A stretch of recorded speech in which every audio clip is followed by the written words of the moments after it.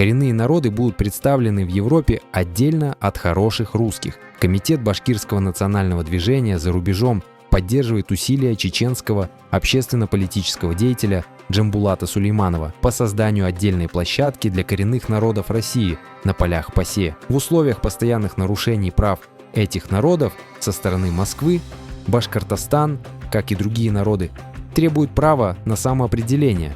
Представители башкирского народа обращаются к парламентской ассамблее Совета Европы с просьбой создать отдельное представительство для коренных народов, так как российская позиция не учитывает их интересы. Резолюции 2024 года о деколонизации и деимпериализации России дают надежду на перемены.